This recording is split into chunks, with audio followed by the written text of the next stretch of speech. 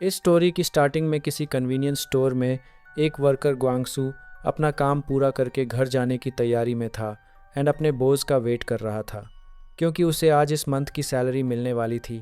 कुछ देर बाद वहाँ उसका बॉस पहुँच जाता है जो कि ग्वांगसू की सैलरी अब 2-3 हफ्ते बाद ही दे पाएगा क्योंकि इस कन्वीनियंस स्टोर में ठीक से कमाई नहीं हो पा रही है एंड बॉस के पास बिल्कुल भी पैसे नहीं है। पहले तो ग्वांगसू उससे अपनी सैलरी मांग रहा था क्योंकि उसे कल अपनी गर्लफ्रेंड का बर्थडे एक रेस्टोरेंट में सेलिब्रेट करना है, बट बॉस के समझाने पर फिर वो अभी के लिए सैलरी नहीं मांगता।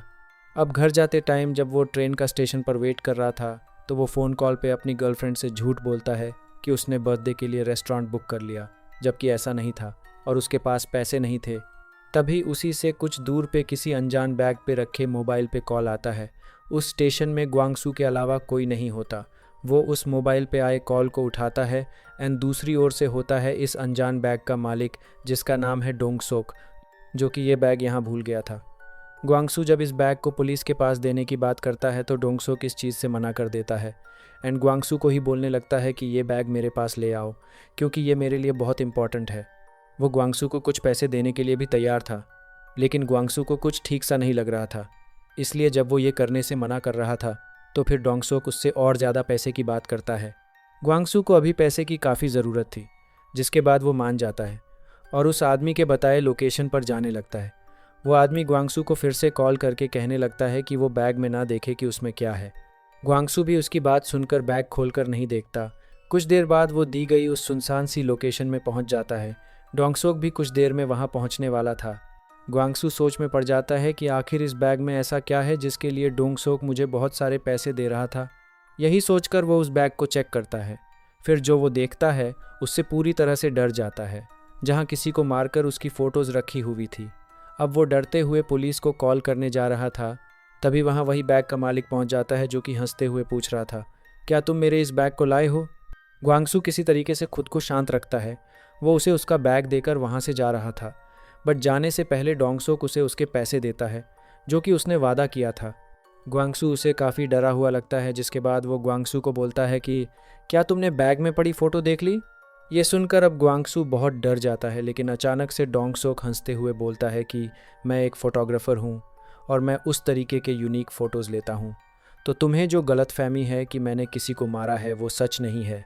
ग्वांगसू यहाँ थोड़ा अच्छा महसूस करता है कि वो फ़ोटोज़ फेक है, जिसके बाद वो पैसे लेकर वहाँ से जाने के लिए तैयार था एंड सब कुछ उस आदमी को बोल देता है कि फ़ोटो देखने के बाद वो पुलिस को कॉल करने वाला था।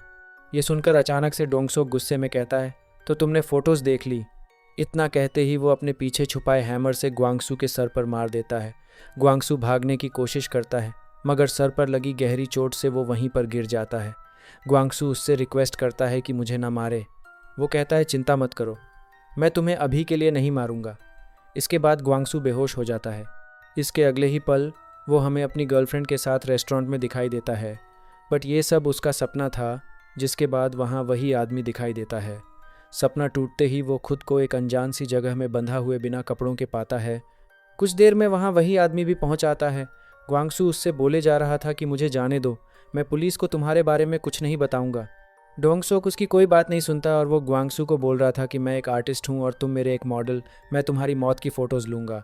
वो ग्वांगसू को एक मौका देता है जीने का।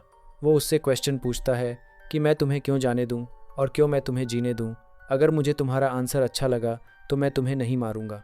ये सुनकर ग्वांगसू अपनी फैमिली, गर्लफ्रेंड एंड अपने फ्यूचर ड्रीम्स के बारे में अच्छी भरी बातें बोलने लगता है, बट डोंगसोक को उसका ये आंसर पसंद नहीं आता एंड उसके हाथ में ज़ोर से हैमर से मारता है। इसके बाद डोंगसोक अपने पास्ट के बारे में बताता है कि बचपन में उसके फादर उसे बहुत मारा पीटा किया करते थे, इसलिए जब उन्हें एक हार्ट अटैक आया तो मैंने उन्हें वैसे ही मरने दिया और तब से मुझे लोगों की मौत को फ़ोटोज़ में कैप्चर करना अच्छा लगने है। मैं पहले इस पुराने कैमरा के बजाय अच्छे नए कैमरा से फ़ोटोज़ लेता था, मगर उससे फ़ोटोज़ अच्छी नहीं आती थी। डोंगसोक उससे फिर से वही क्वेश्चन पूछता है कि मैं तुम्हें क्यों जीने दूँ। डोंगसोक उसे वार्न भी करता है कि अगर तुम्हारी स्टोरी मेरी लाइफ जैसी नहीं हुई तो मैं तुम्हें अभी मार दूंगा। अब ग्वांगसू कहता है, मैंने भी अपने फादर को मारा है। ये सुनकर डोंगसोक थोड़ा खुश हो जाता है। ग्वांगसू आगे बताता है, जब मैं छोटा था तो मेरे फादर, जिनका फाइनेंशियल कंडीशन बहुत ख़राब हो चुकी थी, वो हर रोज़ दारू पीकर मुझे और मेरी मॉम को मारा किया करते थे। एक दिन जब मैं हाई स्कूल में पढ़ता था और अपने फादर से ज़्यादा फिज़िकल स्ट्रांग हो गया तो मैंने उन्हें डरा धमका कर बोला कि अब से वो मुझे और मेरी मॉम को ना मारे। असल में मेरे फादर मुझे अपनी तरह एक घटिया इंसान समझते थे, इसलिए वो मुझे मारते थे। बट उस दिन के बाद वो सिर्फ दारू पीने लगे और मार पीट नहीं किया, मगर एक दिन उन्होंने खुद की जान ले ली। ये बोलते हुए डोंगसोक उसकी फ़ोटो ले लेता है। वो ग्वांगसू की हर फोटो ले रहा था जब वो डर या फिर रो रहा था। डोंगसोक को उसकी ये स्टोरी तो पसंद तो आती है, बट वो ग्वांगसू के बारे में आगे और जानना चाहता है कि फादर की डेथ के बाद क्या उसकी लाइफ अच्छी हुई।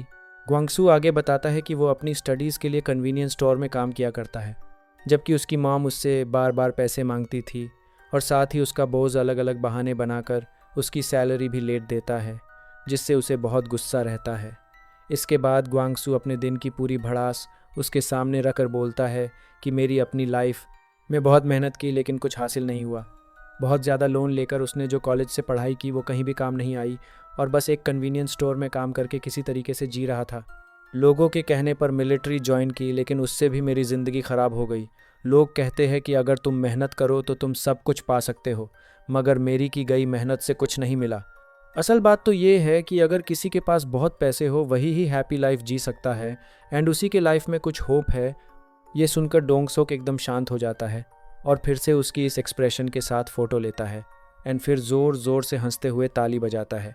यहाँ डोंगसोक को पहले ही महसूस हो चुका था कि ग्वांगसू की ज़िंदगी बस दुख और दर्द से भरी है। ये उसने कन्वीनियंस स्टोर में ही जान लिया था और तब से ही वो खुद ग्वांगसू का पीछा कर रहा था, क्योंकि उसे यही लोगों का पेनफुल लाइफ जानना एंड उसके बारे में सुनना पसंद है। डोंगसोक ने बहुत लोगों को मारा बट उसे उसका कोई मास्टरपीस नहीं मिला, मगर ग्वांगसू उसका मास्टरपीस है। इसके बाद वो ग्वांगसू को वही हैमर देते हुए बोलता है, तुम अपने दूसरे हाथ से खुद को आज़ाद कर लो, जिसके बाद तुम जी सकते हो बाहर उसी परेशानियों भरी दुनिया में जहाँ तुम्हें बिल्कुल भी होप नहीं है, और रोज़ रोज़ के दिक्कतों के साथ रहो। ये सुनकर ग्वांगसू महसूस करता है कि ये सब जो डोंगसोक बोल रहा है वो सच है। बाहर दुनिया में ज़िंदा रहकर तो कुछ भी उसके लिए ठीक नहीं रहेगा और सिर्फ परेशानियां हैं जो कि उसका पीछा कभी नहीं छोड़ेगी। इस मोमेंट पर डोंगसोक समझ जाता है कि ग्वांगसू क्या करने जाएगा, इसलिए वो उसकी फ़ोटो खींचने के लिए तैयार रहता है। अब अगले दिन उसी जगह पर पुलिस दिखाई देती है। वो देखते हैं कि ग्वांगसू ने खुद के ही सर पर हैमर से बार बार मारकर जान ले ली। पुलिस काफ़ी कंफ्यूज थी कि आखिर ग्वांगसू ने खुद के साथ ऐसा क्यों किया। क्या उस पर कोई डीमन हावी हो गया था? उन्हें ग्वांगसू के एक हाथ को बंधा हुआ देखकर, साथ ही वहां पर रखी फ़ोटो को देखकर शक तो होता है कि किसी और ने ग्वांगसू को मजबूर किया खुद की जान लेने में, लेकिन वो इस केस को सिर्फ इस बेस पर बंद कर देते हैं कि ग्वांगसू ने ही खुद की जान ली। ग्वांगसू जो कि अपने आखिरी मोमेंट पर भी खुश दिखाई दे रहा था, उससे हमें डोंगसोक का पर्पस क्लियर होता है कि लोगों के मरते टाइम जो खुशी उनके चेहरे पर रहती है, उसी चीज़ की डोंगसोक को फ़ोटो लेनी थी। ये था उसका मास्टरपीस। एंड इसी के साथ ये स्टोरी यहीं पर ख़त्म हो जाती है।